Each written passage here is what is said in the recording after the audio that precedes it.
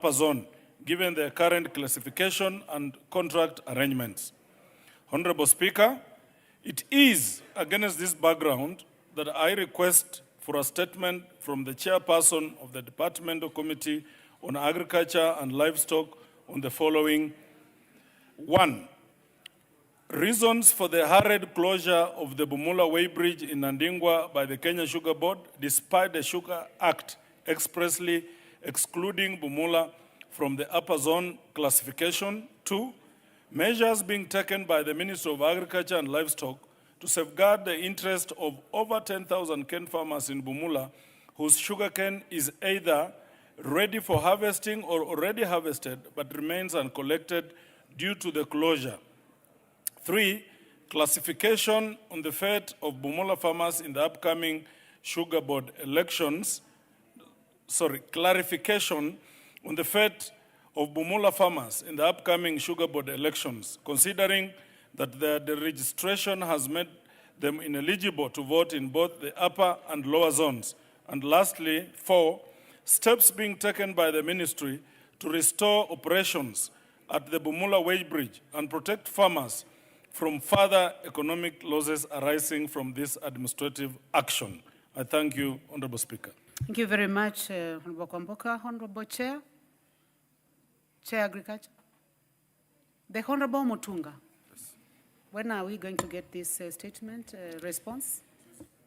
Thank you very much, Honorable Speaker. We cannot do it on Tuesday. At least after 2 weeks, we will be able to respond to you. Well, 2 weeks. The Honorable Babu Owino, you may proceed with your Thank you very much. Request for statement. Thank you very much, Honorable Speaker. Honorable Speaker, I want to request for statement regarding the killing of a Kenyan teacher in Tanzania. Honorable Speaker, pursuant to the provisions of Standing Order number 44, sub-article 2, paragraph C, I rise to request for a statement from the chairperson of the Departmental Committee on Defense, Intelligence, and Foreign Relations regarding the circumstances surrounding the death of Mr. John Ogutu of ID number 28 62 84 12 in the United Republic of Tanzania. Honorable Speaker, reports indicate that Mr. Ogutu, a Kenyan teacher working at Sky Primary School in Kinondoni, Dar es Salaam, was shot dead on the 29th day of October 2025 under unclear circumstances. His family has since confirmed the death and learned that he was apparently returning to his residence when this unfortunate incident occurred. This matter is of grave national concern as it touches on the safety and protection of Kenyans working and residing abroad, particularly within the East African community, where free movement, residence, and establishment are rights guaranteed by the East African Community Treaty and protocols. Honorable Speaker, it is against this background that I seek a statement from the chairperson of the Departmental Committee on Defense, Intelligence, and Foreign Relations on the following. 1. Circumstances leading to the killing of Mr. John Ogutu of the said ID number, a Kenyan teacher at Sky Primary School in Dar es Salaam, Tanzania, and any official communication received from the government of Tanzania regarding the incident. That we want to know the diplomatic and consular interventions undertaken by the government of Kenya to ensure prompt, transparent, and independent investigations into the killing and to secure justice for the deceased and his family. 3, we want to know the measures being taken to repatriate the remains of Mr. Ogutu to Kenya for interment and or burial of the body, and to provide psychosocial, financial, logistical support to his grieving family. And lastly, we want to know the policy and institutional frameworks in place to to guarantee the safety, welfare, and protection of Kenyans living and working abroad, particularly within the region, and to prevent similar tragic incidents in future. Thank you, Honorable Speaker. Thank you very much, Honorable Babu Owino. Chairman, in the absence of the chair, the vice chair.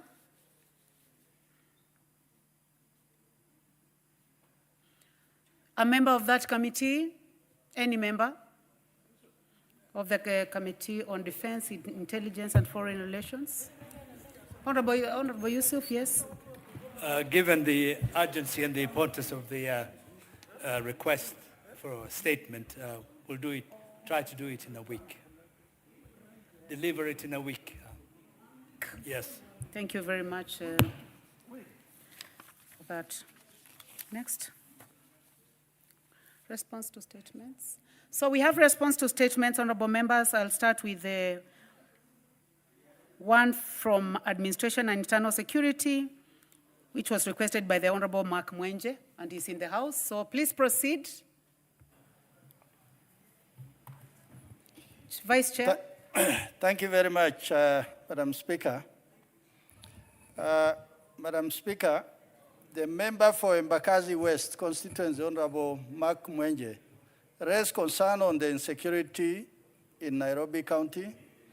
The Honorable member particularly sought a report on investigation into the murders of Mr. Matthew Kialo Mbobu, who was shot and killed on 9 September 2025 in a drive-by attack in Karen, and Mr. Joshua Kubiti, who was attacked by a criminal gang in Umoja Estate on 26 August 2025. Secondly, he sought immediate measures that the government is putting in place to address the recent surge of criminal gangs in Nairobi City County. And thirdly, measures being put in place to ensure that the safety of residents of Nairobi City County is guaranteed. Madam Speaker, I wish to state as follows on the murder of Mr. Matthew Kialo Mbobu. On 9 September 2025, at around 1740 hours, Mr. Matthew Kialo Mbobu, who was an advocate of the High Court, was driving his Toyota Land Cruiser, registration number KCA 177W, along Magadi Road on his way home from work. He was, however, accosted by two unknown assailants on a motorcycle near Brookhouse International School. Owing to heavy traffic caused by ongoing construction and diversion along the road, his vehicle was moving at a slow speed when one of the assailants fatally shot him 8 times before escaping towards Galleria Mall. The incident was reported via Langata Police Station, OB number 29090925, and later taken over by Directorate of Homicide at the Criminal Investigation Department on 11 September 2025. Madam Speaker, the scene was processed and 4 spent cartridges were recovered. The deceased vehicle was towed to the Homicide Investigation Bureau yard pending investigation. The body was removed to Lee Funeral Home for postmortem examination, which was conducted on 11 September 2025 by the Chief Government Pathologist, Dr. Johansen Oduor, in the presence of a family pathologist. 2 bullet heads were recovered from the deceased body and together with the spent cartridges were submitted to DCI Forensic Lab for ballistic analysis. The cause of death was established as multiple injuries due to gunshot wounds. Several witnesses, including staff members from Kialo and associate advocates, where the deceased worked, have been interviewed and their statements recorded. Preliminary findings indicate that the deceased was entangled in several deaths owed by Sherlocks, some of which were linked to fraudulent transactions. Specifically, he was lured into dubious gold scams and dealing in alleged German antiques, which turned out to be fraudulent. CCTV footage from Sacred Hotel Townhouse, where the deceased office are located, and Brookhouse International School were retrieved and are currently under analysis by investigators to provide actionable leads. Investigation remains ongoing with the objective of gathering sufficient evidence to identify and apprehend and prosecute the key suspects behind the crime. Madam Speaker, Honorable Mwenje also raised the matter of murder of Joshua Kabiti. Ms. Winfred Kamene, a resident of Umoja 1, Musasa Court, reported at Buruburu Police Station via OB 62/22/08/2025 that on 21st August 2025, at about 1850 hours, she received a phone call from her son Jesse, who informed her that his brother Joshua Kubiti, aged 15 years, had been attacked by fellow youths and was in critical condition at home. She immediately rushed to her house and thereafter took the injured son to Radiant Hospital, where he was pronounced dead on arrival. The body was transferred to Mama Lucy Kibaki Hospital mortuary. A postmortem examination was conducted on 28 August 2025 by Muturi, pathologist, who opined that the cause of death was a head injury resulting from blunt force trauma occasioned by assault. Preliminary investigation established that the death resulted from a fight between groups of youth aged between 12 and 19 years. Order. Honorable Peter Salasia, what is out of order? Member for Mumia Assist, you have an intervention. Yes, my intervention is to request you to hurry up so that we can discuss the EGP because we are wasting a lot of time. You are out of order. Thank you. Take your seat. Proceed, Chairperson.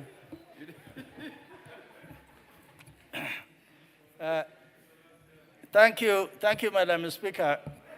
This is a very exciting gentleman. He has been missing for a while. Madam Speaker, on the issue of Joshua Kubiti, preliminary investigation established that the death resulted from a fight between groups of young boys aged between 12 and 19 years, most of whom are school-going and regrouped during holidays and engaged in physical confrontation. These youths had formed rival gangs that frequently challenge each other in physical confrontation within the estate. Their rivalry reportedly stemmed from competition for social media popularity, particularly on Instagram, where they sought to outdo each other in gaining more likes and followers. Being in the adolescent age, peer pressure has been identified as a major contributing factor that fuels the aggression and rivalry among them. Investigation are awaiting the response of the ODPP to proceed with the apprehension. Already, investigation had so far led to the arrest of 14 juveniles suspected to the members of rival gangs. Chair, is it possible to have a response? If you can paraphrase the remaining part. Thank you very much, Madam Speaker. I will try to summarize. What is the ministry doing to address the surge in criminal gangs in Nairobi? They have carried out targeted operations, police visibility, revitalizing community policing, in partnership with other stakeholders such as NGOs, religious organizations, and county government. They have initiated rehabilitation programs, accelerated investigation and judicial processes, engagement with local leadership and the stakeholders to identify and address causes of gang recruitment, and implementation of youth empowerment and outreach programs. In conclusion, Madam Speaker, the government guarantees that sensitization of public on the importance of promptly reporting incidents of criminal activities. Community forums such as barazas and consultative meetings are being held. And finally, the government embraced structured community engagement forums such as Jukwaa la Usalama. Thank you, Honorable Speaker. Signed by Honorable Kipchumba Murkomen, Cabinet Secretary for Interior and National Administration. Thank you very much, Honorable Dido. And Vice Chair, Honorable Mwenje. Thank you, Honorable Speaker. I thank him for the response, especially the first two, and I will be waiting for further feedback after the investigations. Honorable Speaker, the only thing I'd want the Honorable Member to take back to their committee is that the issue in Nairobi is also the new sub-counties which you've not given them vehicles. There are police stations in Nairobi that you've not operationalized. And Honorable Speaker, I'm aware that the EGP system has affected the police from even procuring vehicles. So I'm hoping the Honorable Member will remain in the House to support the motion that is coming, which is compromising security right here in Nairobi. Thank you, Honorable Speaker. Okay, generally, you are saying that you are satisfied apart from those general issues concerning the new sub-counties and the rest, and vehicles, and you seem to be aware of the challenges, so we can move to the next. Thank you. The next is a response, so the same committee actually, to the Honorable Catherine Omanyo, member for Busia. So, Vice Chair, you have a response to the Honorable Catherine Omanyo from Administration and Internal Security. Proceed. Thank you very much, Honorable Speaker. Let's agree that since the Honorable Catherine is in the House and she has read the response, you can try to summarize. Thank you, Madam Speaker. I'm well guided. Madam Speaker, Honorable Member for Busia County, Honorable Catherine Omoya, has requested to be appraised on the status of operationalization of administrative unit in Busia Sub-County. The Honorable Member particularly sought to be informed status of operationalization, reasons for delay in operationalization, measures being taken to operationalize. Madam Speaker, in terms of those that have already been gazetted, Sub-County Busia, Divisions Bukayo West, locations Murende, Lunga, Esilu, Mundika, Bugengi, Nasira, Buyosi, sub-location Namikoye, Madele, Siamakanga, Sikabwa, Indole, Mujuru, Bukalama, Mundulusia, Kungungu, among many others. Madam Speaker, the ministry has clearly said that theirs is not the only one. They will require something like 2.5 billion to operationalize all those sub-counties, locations, and sub-locations and divisions which have been gazetted. So they are seeking the authority of this House to increase funding so that they are able to operationalize. Thank you, Madam Speaker. Thank you very much, Vice Chair. The Honorable Catherine. Thank you, Madam Speaker. Service delivery to any Kenyan is not like we are requesting. It's their right. And I want to request the chair and the ministry to commit that they will prioritize Busia budget, because we just want service delivery to reach our people just like any other Kenyan. Thank you, Madam Speaker. Well, I would like to defend the chair. I do not know, Chair, whether you can put yourself in that position where you identify one county and make a commitment to the Honorable Catherine Omanyo. Yeah. I'll come to you, Professor. Chair, I wanted you to avoid making that comment, but if you want to comment, you can go ahead. Thank you, Madam Speaker. I believe looking around this chamber, each and every member is waiting for a location, sub-location, or a sub-county that have been gazetted to be operationalized. And the bottom line is they don't have enough funds. But what we will do as a committee, to be fair to everybody, once we get funds, we make sure we stagger so that you get a location, another one gets a sub-location, so that there's a spread on the face of the country. Thank you, Madam Speaker. Honorable Catherine. Madam Speaker, our issue, especially in Busia, is different because we are a border town and insecurity issues are just too much. We can't handle. We need these assistant chiefs, the chiefs, to be motivated, to be made, like given something to do to make their work easier.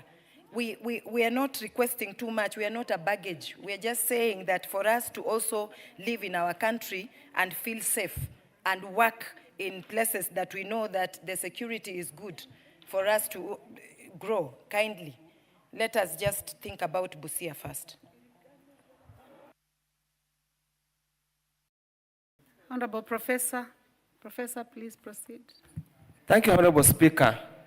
As much as I want to empathize with the Vice Chair for the statement, also being just a conveyor belt, but I just want to bring to his attention, and I hope he's listening, and this is an idea they can explore at the committee level, as well as the responsible accounting officers and the Cabinet Secretary. For example, Honorable Speaker, in my own sub-county of Samia, in Samia district, they gazetted in 2017 about 3 locations, a division, and several sub-locations. Up to date, none of them has ever been actualized. I have pounded my feet in all the offices that I could have gone to.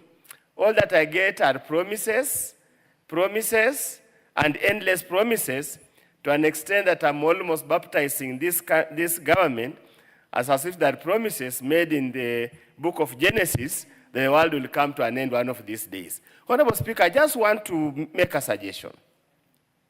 All that we are requesting, for example, as at the border point, is simply personnel. Our people are used to working from home. We can always create spaces all over to get them offices to work from. We just want personnel to assist, coordinate the security matters. We have just been here a few minutes ago, and we have clearly said there's shortage of police officers in this country, and you don't have a budget to employ more police officers for the time being. So the gap is left. There's nobody to coordinate community policing. There's nobody to provide or gather intelligence information. Honorable Wilberforce Ondo. You know that this committee and this house is going to facilitate hiring of 24,000 police officers. 10,000 police officers. Yes, so there is a budget. We'd like to thank the committee for the work that they are doing.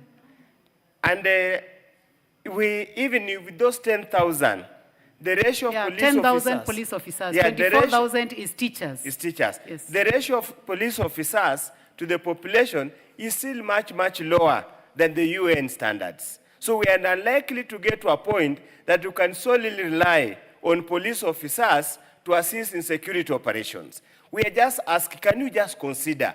We simply want personnel.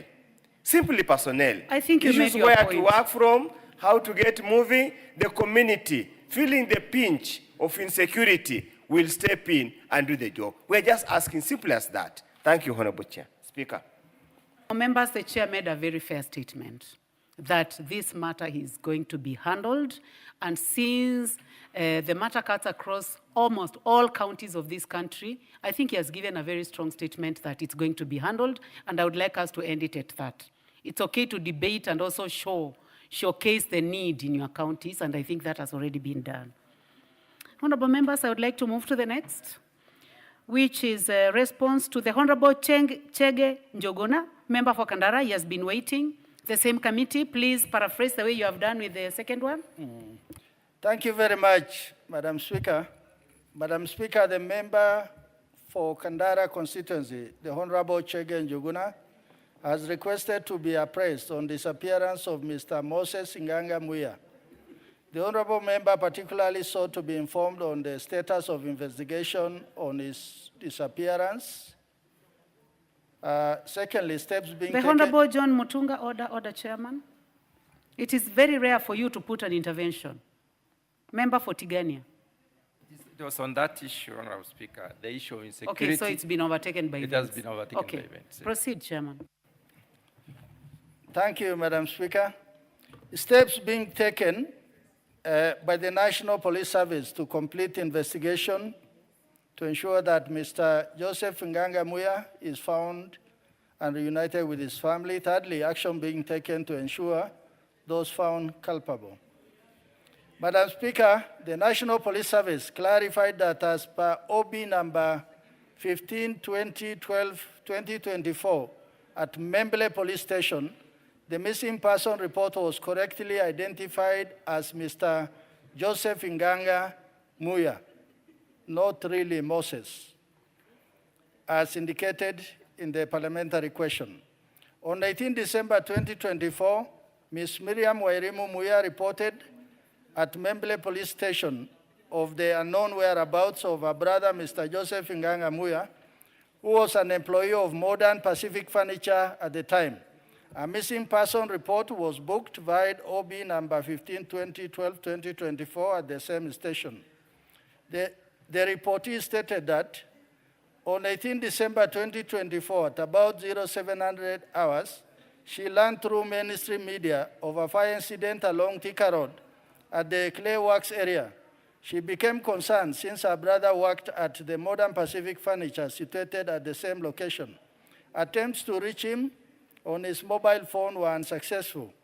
On 19 December, the reportee, accompanied by her sister, Tabitha Njeri, met the owner of the premises, Mr. Gibson Gitonga Mrage, who informed that at the time of the incident, none of his employees were left in the premises and no human remains had been recovered from the premises, except for the carcasses of a dog. The CCTV footage retrieved from the neighborhood, specifically from Ruiru Mills Bakers Company, was documented via memo FIA 256/2025 and forwarded to the photographic section at DIC headquarters for analysis. From the footage, two unidentified people are observed exiting the workshop shortly before the fire broke out. Swab samples were obtained from Esther Wambui Wairimu, the mother of Joseph Nganga Muya, for DNA polling against recovered remains following a skull that was recovered. Madam Speaker, steps being taken by the National Police Service to complete investigation. The National Police Service is still awaiting the outcome of the government chemist result to establish whether buccal swab samples obtained from Ms. Esther Wambui Wairimu matches with the DNA samples of the recovered skull suspected belong to the missing person. NPS, through DCI photographic section, is fast-tracking the CCTV footage to retrieve from the Ruiru Mills brokers. Action being taken to ensure those found culpable are arrested and prosecuted without delay. Madam Speaker, investigation and inquiry, file number 2/2024, are still ongoing, awaiting the outcome of the government chemist report, signed by the Honorable Kipchumba Murkomen. Thank you, Honorable Speaker. Thank you very much. You may proceed. If you have any further questions or if you are satisfied, you can inform the House. Thank you, Madam Speaker. And Madam Speaker, the statement by the chair is just disappointing and unacceptable. Honorable Speaker, I know even the Honorable Chair would agree with me that the report that he just read to the House is just very, very unserious, prepared by very, very unserious investigative bodies. Honorable Speaker, the information provided is incomplete. It does not demonstrate meaningful progress in the police investigation as required by law and established procedures. Madam Speaker, for example, on the cases of the DNA analysis. The statement by the Cabinet Secretary informed the House that the Bakal swab samples were taken from Mrs. Esther Wamboi Wairimo, the mother of the deceased, on 24th April 2025 for DNA profiling. The National Police Service reported that the samples were submitted to the government chemist under submission reference GC/2025/0417 for analysis. Madam Speaker, 7 months have now passed, yet the results have not been released. I have a question. How long does it take in this nation to receive or to conduct a DNA sample? Madam Speaker, there is no reasonable justification for such a delay. Section 49 of the National Police Service Act requires that police officers perform their duties diligently and faithfully. Again, Madam Speaker, the National Police Service must explain why it has not followed up the matter with the government chemist and why no interim report has been provided to the